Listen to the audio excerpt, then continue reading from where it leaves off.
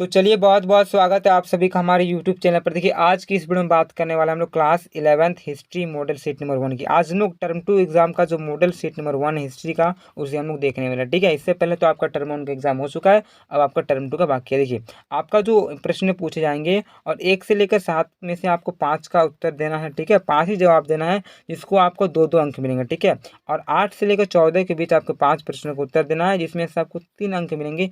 फिर आपका 15 से लेकर 19 के बीच आपको 3 प्रश्न का उत्तर देना है जिसमें से आपको 5 अंक मिलेंगे। ठीक है, ये सामान्य निर्देश आप सभी जान लें क्योंकि आपको दिक्कत ना हो। ठीक है, तो पहला देखिए आपका क्वेश्चन पूछा गया और इसका उत्तर देते हैं तो आपका 2 नंबर आसानी से आ जाएगा।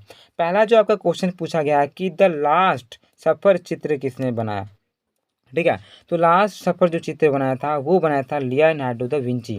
तो सिंपल सा है, आप इस नाम को याद रखिए लियोनार्डो दा विंची। जब भी आप उत्तर लिखिएगा आपको 2 नंबर चाहिए तो थोड़ा 2 नंबर के लिए थोड़ा मेहनत करना पड़ेगा, यानी सिंपल सी बात है। थोड़ा इस प्रश्न को पहले उतारिएगा, द लास्ट सफर चित्र लियोनार्डो दा विंची ने बनाया, तो एकदम अच्छा से लिखिएगा जैसे कि 1-2 लाइन हो जाए। ठीक है, मैं बता दे रहा हूँ, नाम को याद रखिए फिर आप थोड़ा सा बना लीजिएगा ताकि आपको आंसर जो देखेगा, जो कॉपी चेक करेगा वो आसानी से आपको 2 नंबर दे देगा। ठीक है, चलिए अगला दूसरा जो आपका प्रश्न यहाँ पे पूछा गया है कि कोलंबस अमेरिका कब पहुंचा था। तो देखिए कोलंबस जो अमेरिका का खोज किया था, ठीक है, वो जो अमेरिका पहुंचा था वो पहुंचा था आपका 1492 में। ठीक है, तो पूरा डेट यहाँ पे लिखा हुआ आप देख सकते हैं 12 अक्टूबर 1492। ठीक है, तो इसे भी आप पूरा थोड़ा 1-2 लाइन करके लिख सकते हैं कि अमेरिका का खोज कोलंबस ने 1492 में यानी कि 12 अक्टूबर 1492 में किया था। ठीक है, चलिए अगला प्रश्न की बात करेंगे तो यहाँ पे तीसरा जो आपका प्रश्न पूछा गया है कि पुनर्जागरण शब्द की उत्पत्ति किस शब्द से हुई थी। तो देखिए इसका जो उत्पत्ति हुआ था एक फ्रांसीसी शब्द है जिसका नाम है रेनेसा। इस नाम को याद रखिए, नरेसा सेवक। ठीक है, रे ने और यहाँ पे सा मारेगा। ठीक है, तो नरेसा से हुआ है। ठीक है, इस बात को आप लोग ध्यान में रखिए। चलिए अगला देखिए चौथा प्रश्न की बात करेंगे और यहाँ पे जो आपका प्रश्न पूछा जा रहा है कि आइज़टेक संस्कृति की राजधानी कहाँ थी। तो इसकी जो राजधानी है आपका टेनोच्टिटलान में है। ठीक है, तो इस बात को आप लोग ध्यान में रखिए, इस वर्ड को आप लोग याद रखिए। ठीक है, चलिए अगला प्रश्न की बात करेंगे तो देखिए पांचवा जो आपका प्रश्न यहाँ पे पूछा जा रहा है कि वाटर फ्रेम, ठीक है, सॉरी वाटर फ्रेम का आविष्कार किसने किया था। तो देखिए वाटर फ्रेम का जो आविष्कार किया है वो रिचर्ड आर्कराइट ने किया है। ठीक है, तो आप यहाँ पे आप इस नाम को याद रखिए, थोड़ा बड़ा करके लिखिएगा, रिचर्ड आर्कराइट। ठीक है, चलिए देखिए 5 में से आपको 7 में से 5 ही का जवाब देना है, लेकिन मैंने सातों का सातों दिया जैसे कि आपको दिक्कत ना हो। ठीक है, छठा भी जान लीजिए लेकिन जवाब आपको 5 ही लिखना है। एग्जाम में जब भी बैठेगा कोई सा भी आप 7 में से, चाहे वो आपको 2 का नहीं आता हो, चाहे वो 3 का नहीं आता हो, मान लीजिए कि आपको सपोजन कि 5 नंबर का आंसर नहीं आता हो। ठीक है, अगर आपको 6 नंबर का आता है तो डायरेक्ट 6 नंबर आप लिख सकते हैं नंबर पर, यानी कि आपको 2 छोड़ देना है। ठीक है, 5 5 ही लिखना है, 7 में से 2 को आपको छोड़ना है, लेकिन यहाँ पे जान के रखिए सभी का आंसर। चलिए अगला प्रश्न की बात करेंगे तो छठा नंबर यहाँ पे आपका प्रश्न क्या पूछा जा रहा है कि केंद्र बैंक ऑफ इंग्लैंड की स्थापना कब हुई थी। तो देखिए केंद्र बैंक ऑफ जो इंग्लैंड है इसकी स्थापना हुआ था आपका 1844 में। कब हुआ था? 1844। इस बात को आप लोग ध्यान में रखिए। चलिए अगला देखिए सातवां प्रश्न की बात करेंगे तो सातवां जो आपका प्रश्न यहाँ पे पूछा जा रहा है कि मेजी पुनर्स्थापना कब हुई थी। तो देखिए जापान में 1868। ठीक है, यहाँ पे मैं लिख दे रहा हूँ थोड़ा बड़ा करके, 1868 में मेजी पुनर्स्थापना का कार्य संपन्न हुआ था। ठीक है, इस बात को आप लोग ध्यान में रखिएगा। इसी प्रकार जो आपका 1 से लेकर 7 के प्रश्न है वो कंप्लीट होते हैं। फिर हम लोग अगला प्रश्न की बात करेंगे, 1 से लेकर 7 के बीच आपको 5 ही उत्तर देना है। ठीक है, आप लोग एग्जाम में जब भी बैठेगा इस बात को ध्यान में रखिए। चलिए सब सारा का सारा पढ़िए लेकिन एग्जाम में आपको 5 ही देना है। भले ही आपको आता होगा 7 लेकिन 7 देना नहीं है, 5 ही देना है। ठीक है, चलिए अगला आठवां प्रश्न की बात करेंगे और आठवां प्रश्न जो आपका है वो 3 नंबर मिलने वाला है। ठीक है, तो यहाँ पे देख लेते हैं प्रश्न क्या पूछा जा रहा है कि इटली के नगरों का पुनरुत्थान कैसे हुआ। ठीक है, तो देखिए यहाँ पे आंसर लिखा हुआ है क्या है कि 14वीं शताब्दी से 17वीं शताब्दी के अंत तक यूरोप के अनेक देशों में नगरों की संख्या का बढ़ना तथा एक विशेष प्रकार की नगरीय संस्कृति का विकास एक ये होता है। आगे क्या लिखा हुआ है कि बाइजेंटाइन साम्राज्य और इस्लामी देश तथा बाहरी शताब्दी 12वीं शताब्दी में मंगोलों और चीनों के बीच व्यापार बढ़ने से इटली के नगरों का मुख्य रूप से पुनरुत्थान हुआ। ठीक है, ये आप कर सकते हैं कि जिस तरह से यहाँ पे 12वीं शताब्दी में जो मंगोल हुआ करते थे, मंगोल और चीन के व्यापार से बढ़ने से आपका इटली का जो नगर है इसका पुनरुत्थान हुआ। ठीक है, तो इस प्रकार से बहुत ही छोटा सा उत्तर है, आप देख सकते हैं, याद कर लीजिए। चलिए अगला प्रश्न की बात करेंगे और 9वां नंबर यहाँ पे आपका जो प्रश्न पूछा गया है कि मानवतावाद से आप क्या समझते हैं। तो बहुत सिंपल सी बात है, यहाँ समझने वाली बात है। देखिए मानवतावाद क्या है कि मानवतावाद एक सोच है। ठीक है, क्या है, एक प्रकार के सोच है जो कि मानव मूल्यों और उससे जुड़ी समस्याओं के समाधान पर केंद्रित है। ठीक है, चलिए बहुत ही सिंपल सा इसका आंसर था। अगला प्रश्न की बात करेंगे और यहाँ पे 10वां जो आपका प्रश्न यहाँ पे पूछा गया है कि अज़टेक, इंका तथा माया सभ्यता में क्या समानताएं हैं। ये जो सभ्यता है, ये जो आपका है ना सभ्यता, इसमें क्या आपका समानता है वो आपको बताना है। तो देखिए उत्तर क्या है कि एज़टेक होगा। ठीक है, यहाँ पे लिखा गया एज़टेक। तो एज़टेक, इंका तथा माया सभ्यता में समानताएं हैं। सबसे पहले जब भी आप उत्तर लिखिएगा तो आपको अगर थोड़ा पेज भरना है, क्या कीजिएगा, सबसे पहले आप क्वेश्चन को पहले हल्का से उतारिएगा, उसके बाद उत्तर लिखिएगा। उसमें क्या होता है, जब जो कॉपी जांच करेगा उसे भी देखने में अच्छा लगेगा और आपका पेज भी भर जाएगा और आप अच्छे से लिख भी सकते हैं। ठीक है, पॉइंट बना के। चलिए इस प्रकार से आपने लिख दिया है कि समानताएं हैं और उसके बाद अपना पॉइंट बना के लिख सकते हैं, क्या क्या समानताएं हैं उसे दर्शा दीजिए। चलिए यहाँ पे लिखा हुआ है कि यूरोपियनों के समान ये लोग सोने और चांदी को विशेष महत्व नहीं देते थे। ठीक है, जो जो यूरोपियन लोग हैं, ये लोग को जैसे ये लोग भी चांदी को और सोना का विशेष महत्व नहीं दिया करते थे। और तीनों सभ्यता में क्या होता था, इन तीनों सभ्यता में सामूहिक स्वामित्व प्रथा थी। ठीक है, इन तीनों सभ्यताओं में जो सामूहिक, ठीक है, स्वामित्व होता है, ये जो प्रथा उसमें थी। चलिए अगला यहाँ पे पॉइंट बना के आपको लिख देना है कि यहाँ बड़े बड़े मंदिर बनाए गए थे। ये जो सभ्यता है इसमें बड़े बड़े मंदिर भी बनाए गए थे। अगला यहाँ पे लिखना है कि एज़टेक, इंका तथा माया सभ्यताओं को अक्सर एक दूसरे के साथ मिलकर बढ़ाया जाता था। ठीक है, इस प्रकार से आप लिख सकते हैं। बहुत ही ईजी उत्तर है। और देखिए आप क्या कीजिएगा, 1 से लेकर 14 के बीच में आपको आपको 5 ही जवाब देना है। यहाँ पे 7 प्रश्न लेकिन 5 ही जवाब देना है। ठीक है, चलिए अगला बात करेंगे हम लोग 11 प्रश्न की और 11वां नंबर यहाँ पे प्रश्न पूछा गया कि औद्योगिक क्रांति सर्वप्रथम इंग्लैंड में क्यों हुआ था। देखिए हम सभी को पता है कि सबसे पहला जो औद्योगिक क्रांति हुआ था वो इंग्लैंड में हुआ था और यहाँ पे प्रश्न पूछा जा रहा है कि क्यों हुआ, वो यहाँ पे प्रश्न पूछेगा। कुछ रीजन होगा तब ना, भारत में क्यों नहीं हुआ, दूसरे कंट्रीज में क्यों नहीं हुआ, कुछ रीजन होगा, कुछ वजह होगा। ठीक है, तो वही आपको बताना है कि क्यों हुआ है। ठीक है, चलिए तो उत्तर में आप क्या लिखिएगा, निम्नलिखित कारणों में से औद्योगिक क्रांति सबसे पहले इंग्लैंड में हुआ। देखिए मैंने क्या बोला कि सबसे पहले आप क्या, जब भी उत्तर लिखिएगा तो उसके विषय में उस क्वेश्चन से ही कुछ वहाँ उठाइए, दो एक आध लाइन, उसके बाद लिखिए। तो आप इस प्रकार से लिख सकते हैं, ये हुई और उसके बाद आप पॉइंट बना के लिख सकते हैं। ठीक है, तो पहला आपका पॉइंट में क्या है, किस कारण से हुआ।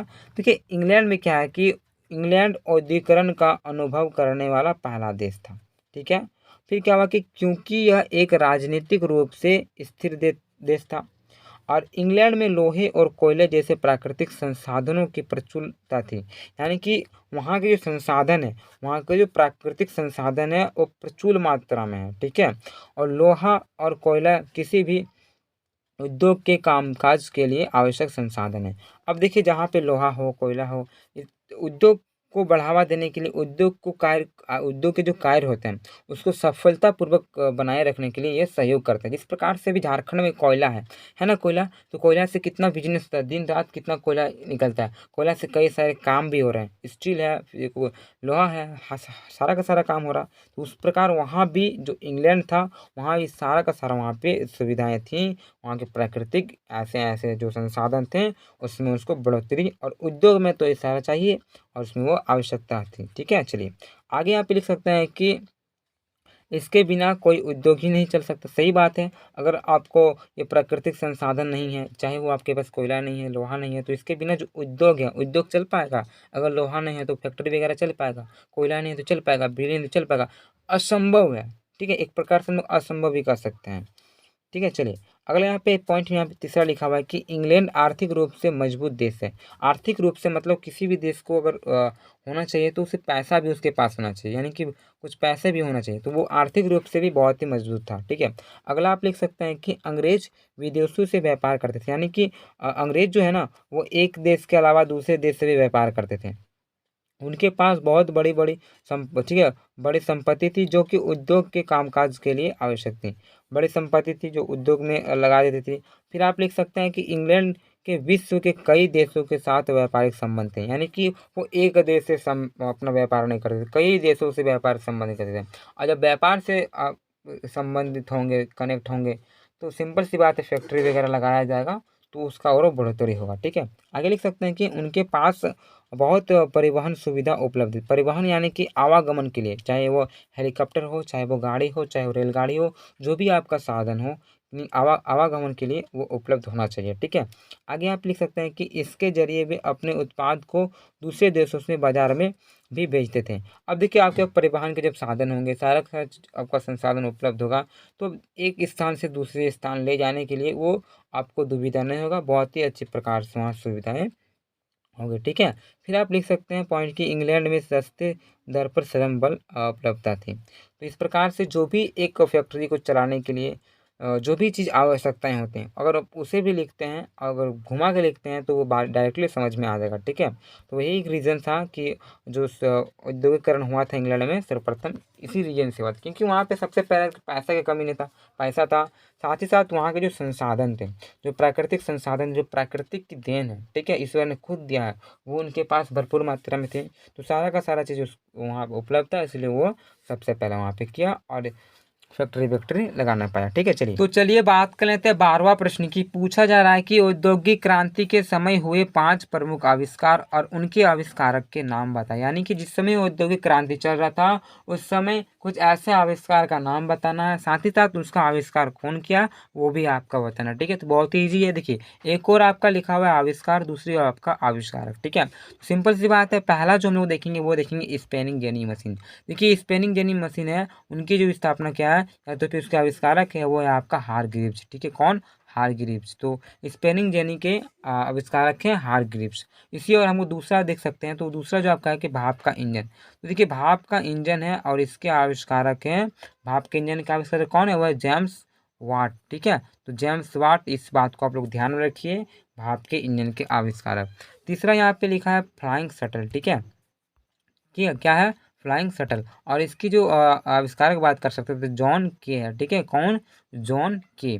अगला देखिए, चौथा यहाँ पे जो लिखा हुआ है कि रेल इंजन। देखिए, रेल को इंजन है, इसका जो स्थापना किया है वो किया था स्टीफेंस ने। ठीक है, कौन? स्टीफेंस, यहाँ पे आपका साइड में लिखा हुआ है। ठीक है, चलिए अगला पांचवा देखेंगे हम लोग। पाँच ही बोला गया था, तो पांचवा आपका है कि स्पेनिंग म्यूल। और देखिए, इसका जो स्थापना किया था वो क्रॉम्पटन ने किया था। तो इस प्रकार 1 से लेकर 5 तक जितने भी यहाँ पे आपका आविष्कार है, उसके आविष्कारक का नाम है, वो जितने भी है पाँचों को पाँचों आपका जिस समय औद्योगिक क्रांति हुआ था, उस समय ये जो भी मशीन है इसका आविष्कार हुआ था, और उसके आविष्कारक के भी नाम आप लोग याद कर लीजिए, क्योंकि बहुत ही इंपॉर्टेंट है और एग्जाम में पूछ लिया भी जा सकता है। क्योंकि देखिए, मॉडल पेपर से अक्सर क्वेश्चन पूछा जाता है एग्जाम में, देख लीजिएगा।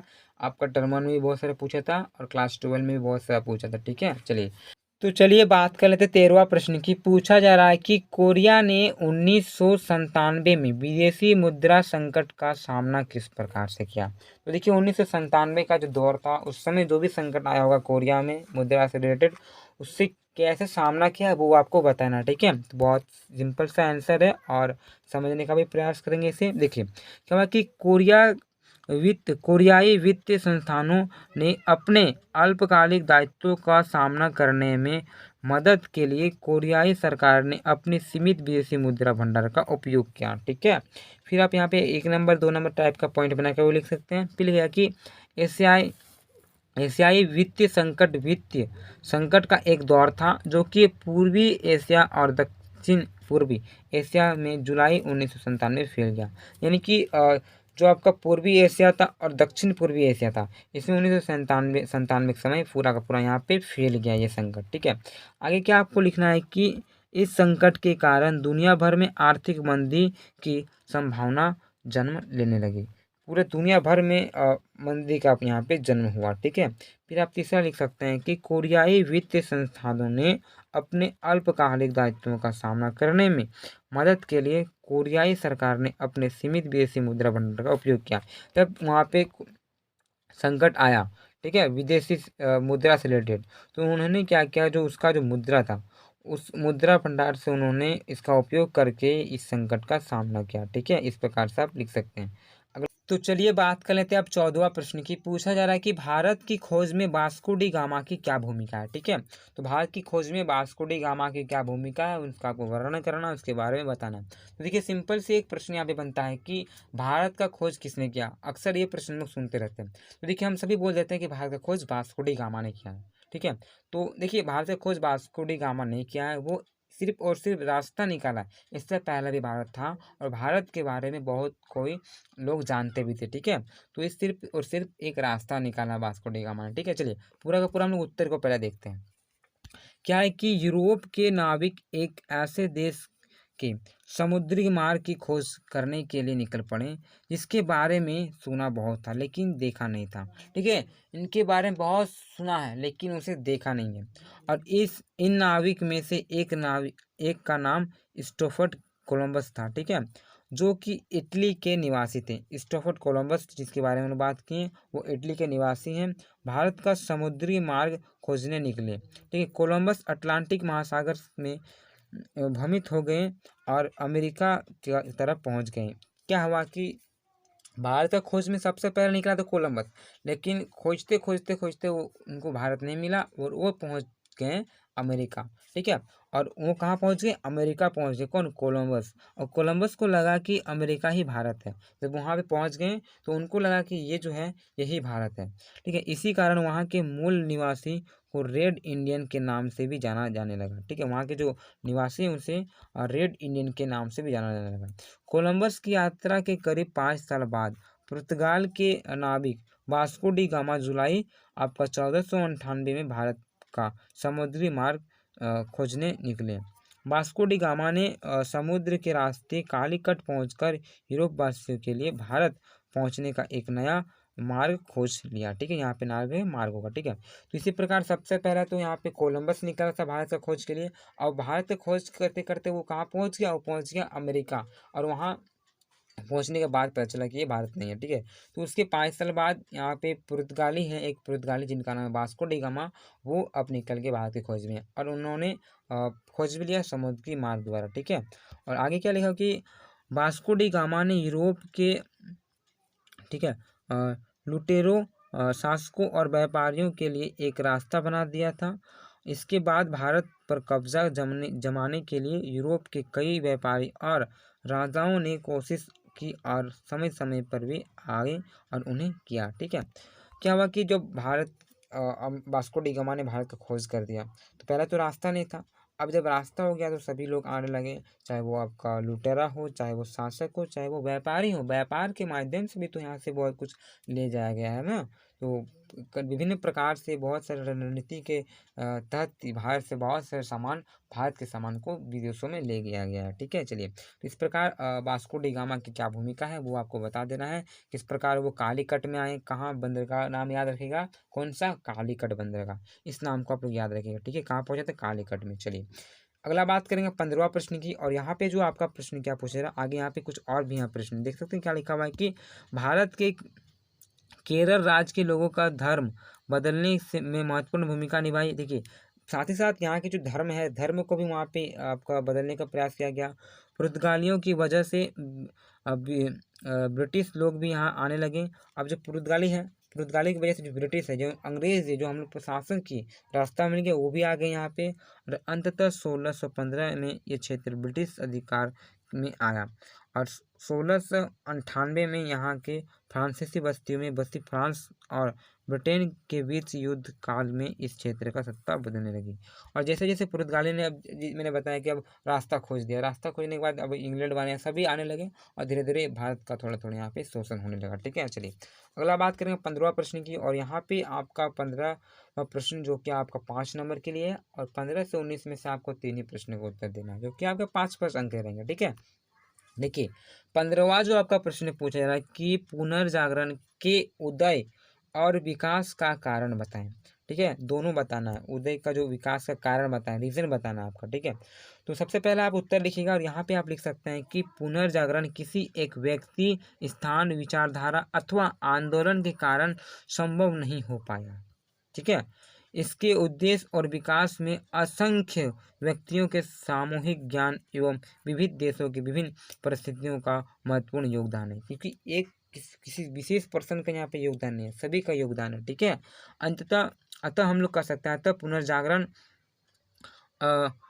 असमाप्त ना होकर घटनाओं के एकजुट हो जाने पर बहुत फिर भी निम्न कारण है। इनसे इस प्रकार से आप लिख सकते हैं। ठीक है, कुछ नहीं, आप सबसे पहले इसके बारे में बता दिए, ये सामान्य नहीं है और इसके कुछ निम्न प्रकार से ये कारण है, इस प्रकार से आप लिख सकते हैं। और यहाँ पे कुछ कारण है, उस कारण को देख लेते हैं। ठीक है, तो पहला आप कारण देख सकते हैं धर्मयुद्ध, दूसरा आप कारण यहाँ पे लिख सकते हैं व्यापारिक समृद्धि, तीसरा आप यहाँ पे लिख सकते हैं धनी मध्य वर्ग का उदय, चौथा आप लिख सकते हैं अरब एवं मंगोल की भूमिका, और पांचवा आप लिख सकते हैं कि सकालिस्टिक विचारधारा, और छठा लिख सकते हैं कागज एवं छापाखाना। ठीक है, इस सभी चीज़ों को याद रखिए। ठीक है, इसको विस्तार से भी आप लिख सकते हैं। सातवां लिख सकते हैं कुस्तानतुनिया पर तुर्की का अधिकार और मंगोल साम्राज्य का उदय। इन सभी रीजन है, ये जो भी रीजन है, इसका कारण से आपका पुनर्जागरण का विकास हो पाया। ठीक है, चलिए अगला बात करेंगे हम लोग 16वां प्रश्न की। और यहाँ पे जो आपका प्रश्न पूछा रहा है कि नवीन मार्गों की खोज में पुर्तगाल और स्पेन के योगदान का उल्लेख करें। ठीक है, नवीन मार्ग, तो यहाँ पे लिख सकते हैं 1498 में नए समुद्री मार्ग की खोज का श्रेय वास्को डी गामा इसे दिया जाता है। ठीक है, तो 1498 भारत का खोज किया था, तो समुद्री मार्ग का खोज श्रेय जो दिया जाता है वो दिया जाता है वास्को डी गामा को। और 1580 में पुर्तगाल पर स्पेन का कब्जा हो जाने के कारण डच व्यापारियों के लिए लिस्बन का द्वार हमेशा के लिए बंद हो गया। व्यापार की इन्हीं आवश्यकताओं ने एक नए राजनीतिक समीकरण को जन्म दिया। अब इन व्यापारियों ने सीधे व्यापार करने की नीति अपनाई। ठीक है, इस प्रकार से इसका उत्तर रहता है। अब बात करें हम लोग 17वां प्रश्न की। और यहाँ पे जो आपका प्रश्न पूछा जा रहा है कि अमेरिस हो गया, यहाँ पे अमेरिका होना चाहिए। ठीक है, क्या लिखेगा यहाँ पे अमेरिका लिखेगा। 17वां प्रश्न का यहाँ पे लिखेगा अमेरिका की खोज में कोलंबस की क्या भूमिका है। प्रश्न है कि अमेरिका की खोज में कोलंबस की क्या भूमिका है। वहाँ पे क्वेश्चन था कि भारत की खोज में वास्को डी गामा की क्या भूमिका है। यहाँ पे आपको अमेरिका के बारे में बताना। ठीक है, तो देखिए यूरोप के नाविक एक ऐसे देश की समुद्री मार्ग को खोज करने के लिए निकले पड़े थे, वही लिखना है आपको, जिसके बारे में सुना बहुत था लेकिन देखा नहीं था। इन नाविक में से एक का नाम था क्रिस्टोफर कोलंबस, वही चीज़ लिखना। ठीक है, जो कि इटली के निवासी थे और भारत का समुद्री मार्ग खोजने के निकले कोलंबस अटलांटिक महासागर में भ्रमित हो गए और अमेरिका के तरफ पहुंच गए। वही लिखना है, सिंपल सी बात है, वही क्वेश्चन लिखाना है। क्योंकि ये तो भारत से खोज में निकला था लेकिन कहाँ पहुंच गया, अमेरिका पहुंच गया।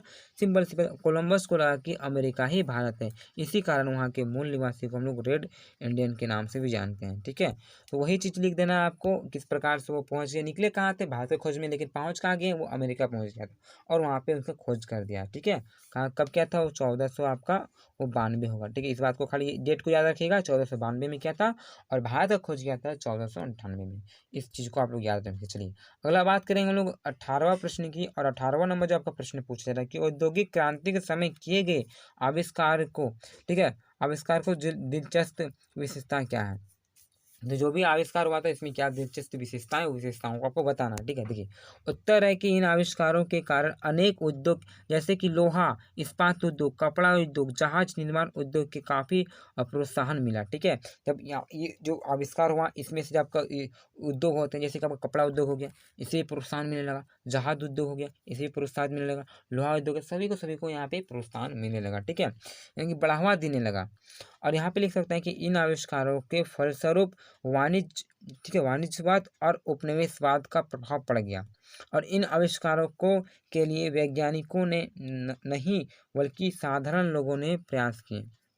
ठीक है, इन आविष्कारों के लिए वैज्ञानिक नहीं बल्कि जो वहाँ के साधारण लोग थे, साधारण लोग भी ये प्रयास किए और वे अपने प्रयासों में सफल भी रहे। इन आविष्कारों एवं उपनिवेशवाद के कारण भौगोलिक खोजों और अंतर्राष्ट्रीय वाणिज्यकरण को बल मिला। कच्चे माल की प्राप्ति तथा तैयार माल की खपत के लिए इंग्लैंड को एक विस्तृत बाजार की आवश्यकता पड़ी। इसकी स्थापना के लिए इंग्लैंड को प्रोत्साहित किया गया। ठीक है, चलिए इस प्रकार से जो भी आपका उत्तर रहता है इसे देख लीजिए। क्या है कि इंग्लैंड में इस प्रकार से इसको बढ़ावा मिलने लगा और यहाँ पे बाजारीकरण होने लगा। अंतर्राष्ट्रीय स्तर पर ये आपको अपना पैर फैलाने लगा और जैसे जैसे अपना अपना विस्तार करने लगा, उसका मतलब जो बाजार था वो बड़ा होने लगा और धीरे धीरे वो अपना डेवलप करने लगा। ठीक है, इस प्रकार से आप लिख सकते हैं कि और भी जो इंग्लैंड को वह प्रोत्साहित होने लगा। ठीक है, चलिए आज का अंतिमवा प्रश्न है और यहाँ पे आपका 19वां नंबर प्रश्न है, जो कि आपका 5 नंबर इससे भी मिलेगा।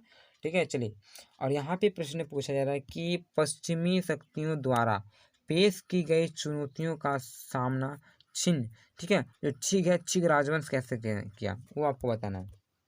तो आप लोग लिख सकते हैं कि चीन के औपनिवेशीकरण से बचने के लिए चीन की व्यवस्था को सुदृढ़ बनाना नितांत आवश्यकता था। अतः उसने आधुनिक प्रशासन, नई सेना और शिक्षा के लिए नई नीति का निर्धारण किया। ठीक है, आप लिख सकते हैं तो यहाँ पे उसको अच्छा बनाने के लिए, सुदृढ़ बनाने के लिए आवश्यकता है, उसके लिए एक क्या क्या नई नई सेना लाने लगा और अच्छा शिक्षा देने लगा और नीति बनाने के बाद वो आपका काम करने लगा। ठीक है, फिर आप लिख सकते हैं कि संवैधानिक सरकार की स्थापना हेतु स्थानीय विधायिकाओं के गठन की तरफ ध्यान आकर्षित किया। फिर से आप लिख सकते हैं कि प्रशासकों का विचार था कि एक संवैधानिक रूप से चुनी हुई सरकार की पश्चिमी ताकतों द्वारा प्रस्तुत की गई चुनौतियों से भली प्रकार। तीसरा पॉइंट लिख सकते हैं कि जन सामान्य द्वारा राष्ट्रीय जागरूकता उत्पन्न करके प्रयास किए गए हैं। ठीक है, लियांग किचाऊ जैसे सुप्रसिकों का विचार था कि चीनियों में राष्ट्रीयता की भावना उत्पन्न करके चीन की पश्चिमी, ठीक है, सफलतापूर्वक विरोध कर सकता था। उनके मतानुसार अंग्रेज व्यापारियों के हाथों भारतीयों की हार का मुख्य कारण भारतीयों में एकता और राष्ट्रीयता की भावना का अभाव था। अतः चीनी विचारकों ने जन सामान्य को उपनिवेश बनाए गए और देश के नकारात्मक उदाहरण, जो भी आपका जो भी नकारात्मक उदाहरण है उस उदाहरण से परिचित कराने में अहम कार्य किया। फिर क्या कि 18वीं शताब्दी में पोलैंड का विभाजन एक दृष्टांत बन गया।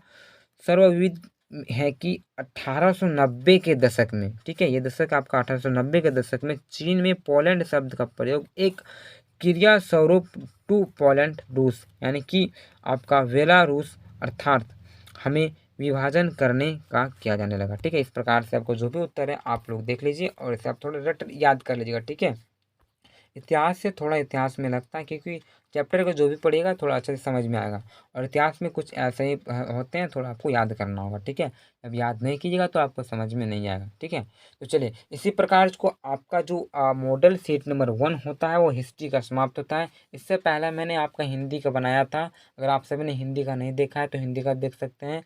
इसके बाद में आप कमेंट कीजिए, फटाक से आपका सेट 2 भी आ जाएगा और इसके अलावा और किसी सब्जेक्ट का चाहिए तो उसे भी आप कमेंट करिए ताकि मैं उसे बनाने का प्रयास करूँगा। तब तक के लिए धन्यवाद। इसी प्रकार हम लोग दूसरे वीडियो में मिलते हैं। जय हिंद, जय भारत।